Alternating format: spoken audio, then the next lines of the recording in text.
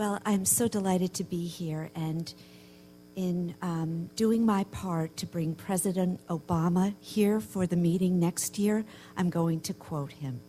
So, the April 2014 issue of the American Journal of Public Health is devoted to social resilience and recovery. And we have a little editorial. Cindy has the draft. If you can't wait till next month when it's published online, she'll share it with you. But it starts with this quote. And you know, there was this devastating tornado in Joplin, Missouri. And a year later, our president addressed the high school class. And he said, there are a lot of stories here in Joplin of unthinkable courage and resilience. People in Joplin learned that we have the power to grow from these experiences.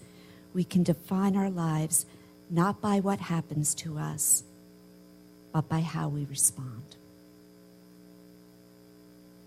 Okay, President Obama, please come.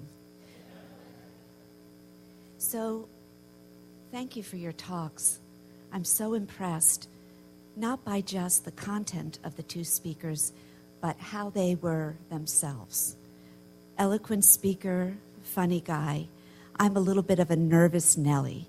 So, the first thing I want to do, and my editorial board chair is from Trinidad. His name is Jeffrey Wilson. He always gives me the best expressions. And he said to me, Mary, you know, you want to start by thanking the people who help you get out of bed in the morning. So I want to start by thanking Erica Svensson, who, by the way, was my former doctoral student. I was an activist with her before she even came to Columbia, and now she's funding my work. So you see, mentorship really pays off. So the first thing I wanted to do is tell you a little bit about the Urban Field Station in New York City. I was sitting next to a speaker you're going to have this afternoon, and after Ray gave the opening remarks, we decided we had nothing to add. So we have nothing to add to anything that you already know, but what we do want to do is come here in solidarity and let you know about the work that we're doing, some of the ideas that we're using, and see if any of it will resonate with you or perhaps even help you.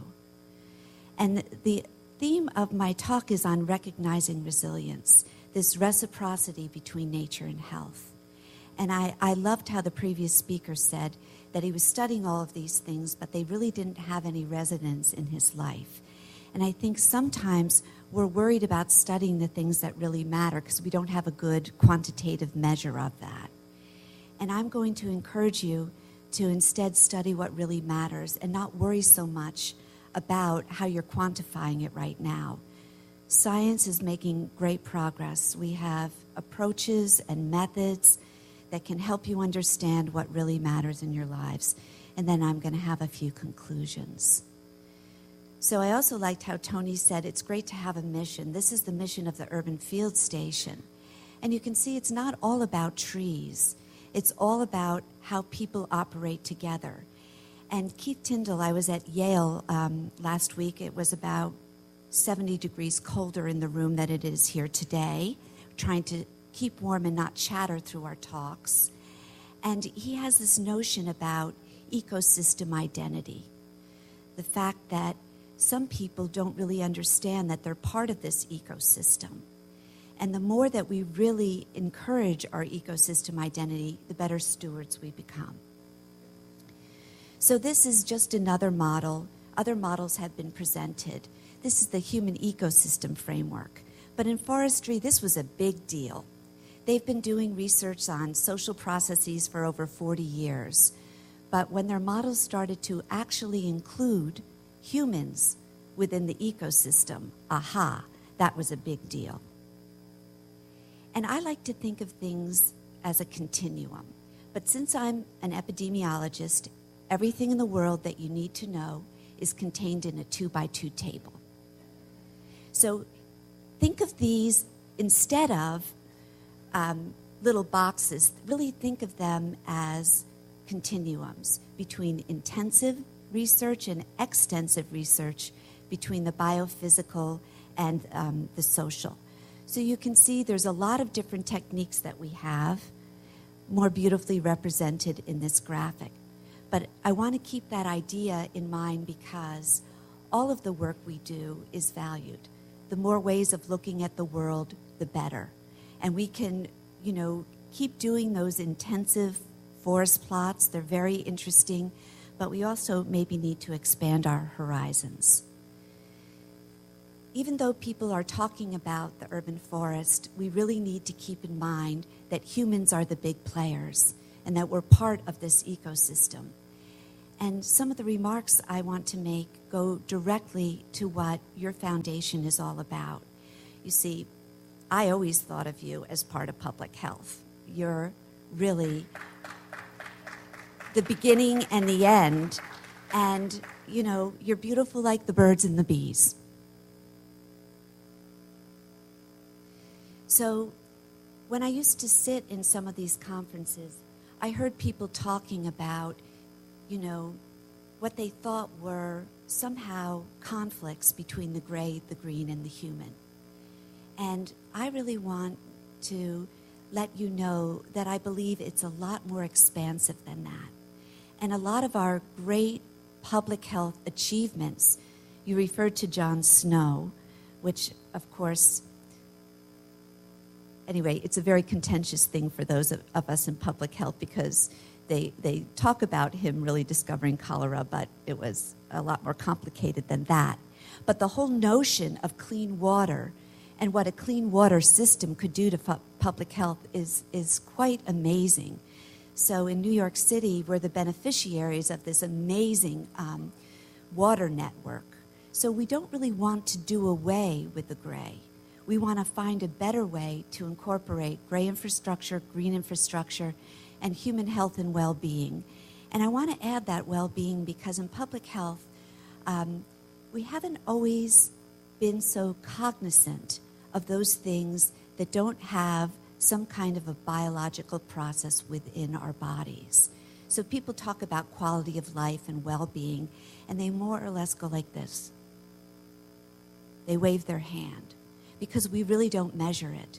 But I think outside of public health, people have been doing a lot better work around measuring well-being, and I think that a lot of what you do is about that, and I think it absolutely leads to not only longer lives, but much more rich and fulfilling lives.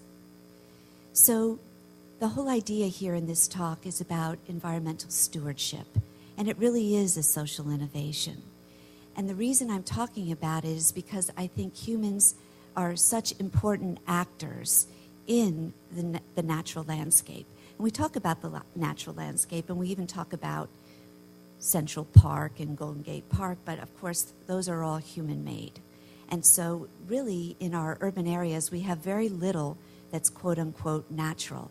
It's all influenced by people, and not just the great landscape architects, but the stewards, the community-based organizations, the environmental responders. And so you saw some other maps. Here's a map about mapping stewardship organizations. This, for those of you who aren't used to looking at the East Coast, is New York City.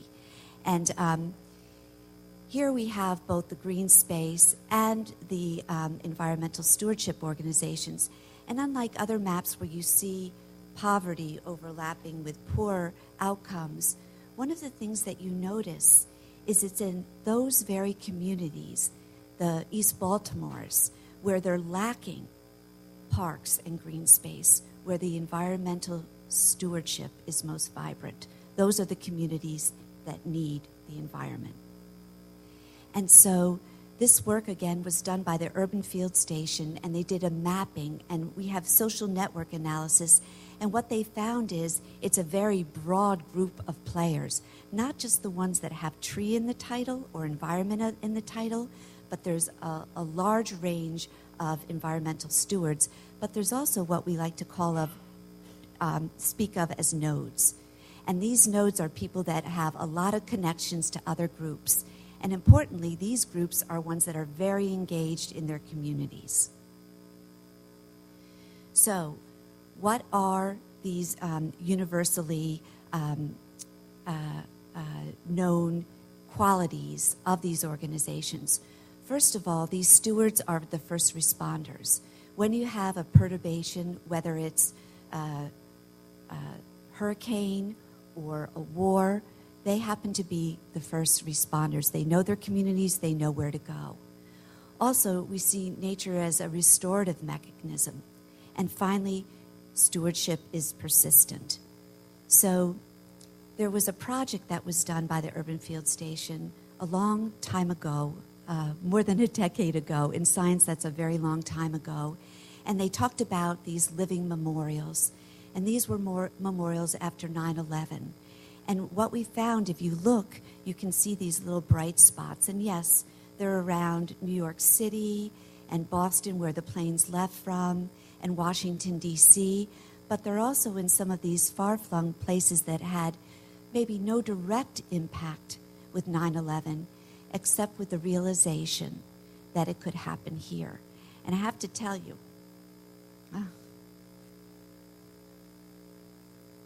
you try not to get emotional, but one of the things after 9/11 is, for once, everybody loved New Yorkers. It was great to go out. And I want you to know that the month after 9/11, I was at a conference at APHA, and we had brought all these first authors from poor countries there. And they got up, and one after one, they gave their condolences. Oh, my gosh. So, and what you can see also in this map is this timeline along the bottom. And you see every year at the anniversaries, there's more of these living memorials. So stewards are our first responders. They have a basic, abiding, universal needs to beautify, to teach, to relax, to restore, to create, and also to reestablish a locus of control. So oftentimes, it's the urban gardeners, it's the foresters who go out, and they're the first responders after disaster strikes. And in this picture, it's a really beautiful picture because what you see here are people planting. They're not talking, they're actually doing. It's such a healing, restorative mechanism. And the people that you see here are both war refugees and people after Superstorm Sandy, which is still very real in the lives of a lot of us on the East Coast. But they don't really have to say a lot. They're just out in the woods planting trees. So it's a real restorative and a mediating mechanism because people with lots of different traumas can come together and just plant. Here's somebody I got to spend a lot of time with last week who has this notion of the red zones. And red zones are multiple settings. Actually, Tony showed us East Baltimore, which are almost, he said, was there a war here? It doesn't have to be from natural disaster. It can be from economic deprivation or other sorts of traumas. But at any rate, he refers to them as red zones. And here's one. This is former Mayor Beam holding up a newspaper headline, Ford to City, drop dead.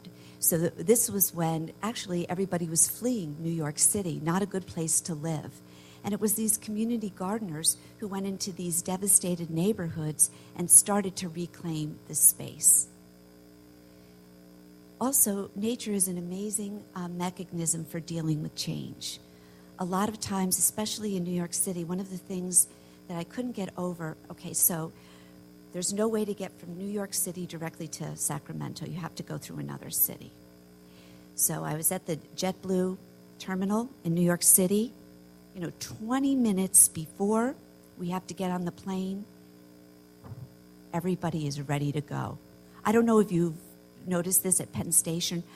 All those New Yorkers crowding, ready. Okay, so then I flew into Long Beach. I'm ready to go to Sacramento. And I had some kind of a trauma because people are laying back, looking at their phones, reading their books. One by one, they call people up. They just kind of, oh my gosh. Oh my gosh. So, at any rate, nature is a mechanism for dealing with change, for strengthening social cohesion and creating new forms of governance. The reason I brought that up is because there's a lot that's going on. People in urban areas kind of can't keep up with the pace of change, the scale of change that's going on. And then you just go out, again, Ray said it, also your congressman, lucky you, what a great congressperson. Okay, we actually have Kirsten Gillibrand, so I feel very special having her. But, getting people out, getting them away from the tapping on the keyboard, I love that.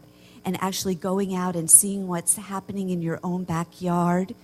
So it's a real mechanism for dealing with this pace of change, for strengthening social cohesion, and for creating new forms of governance.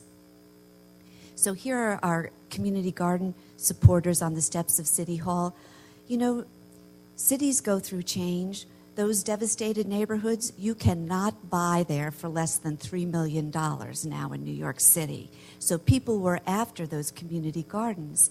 So what was originally seen as a way of bringing back some vitality, all of a sudden became somebody else's economic, profit there. So, and here again, I'm just showing you what you already know. On the ride here, and we had a lovely chauffeur over to the conference today. Everybody was talking about the cold weather, whether it's Chicago, Washington, D.C., New York City, and then the drought that's here. No matter where you go, most people now have some extreme event that they refer to. It's not, it used to be them. Everybody always felt so blessed that it wasn't them. Those things couldn't happen here. But now everybody has some event to refer to. So when you're, in a group of people, they talk about what they went through. And actually, I find a great deal of solidarity around this. And, what is it about certain communities that allows them to be resilient, that allows them to come back, that allows them to take whatever hit they have and do what they need to do to take care of one another? So this is a memorial to the first responders. And one of the things that we're finding is these memorials are often unplanned, unprogrammed. People put them up just as a pathway for recovery. So one of the things that we know is nature can either be an asset or a threat. In one of our parks in New York City, a branch fell down on a pregnant woman and killed her and her unborn child. And everybody was so angry. And what they said was, our parks need more resources for management. But I have to tell you, I don't think under these fiscal times that our governments are going to be able to do it alone. So again, you see this disparity. In the neighborhoods around Central Park, vibrant stewardship. In some of the other communities, maybe not so vibrant, but there's always surprises. So this is a study area, and this is where we're collecting data. Jamaica Bay Parks, this area was completely devastated after Sandy. And what we're doing is we're not only observing the landscape, but we're talking to people and we're mapping. And we're looking at stories of first responders. And in some of these neighborhoods, I live in northern Manhattan. I've picked out my park bench. This is what we call a naturally occurring retirement community. We've got a lot of seniors, which means in the United States, we've got a lot of political clout. And we have a lot of retirees. Other communities are not so different. And some of these groups get together, and they're the ones that are doing this informal stewardship, and they're very tied to their places. So here you see this is a part of the, Million Trees NYC. People came together to plant trees, but those relationships were long-lasting. And so here you see this Seasong Memorial, the first anniversary post-storm of Sandy. And these kinds of memorials are ongoing in these places that were formerly desecrated. So just as a summary for recognizing resilience, I'm on my summary slide. I can stay here for 2 minutes. Nature is a restorative mechanism. It's not only what we plant, but the process of planting. The need for, in our communities, unplanned, unprogrammed space so people can come together and create. You are our first responders. Wherever you see these vibrant civic organizations, you have people delivering water, food, clothes, and also helping people to get back on their feet. And this professionalization of stewards, how do we harness capacities and new form of governance in order to bring health and well-being to everyone? So I want to acknowledge the USD Forest Service, who's funding us on this project, and the people who helped me get out of bed in the morning, my research collaborators. Here's some references, and thank you for your time.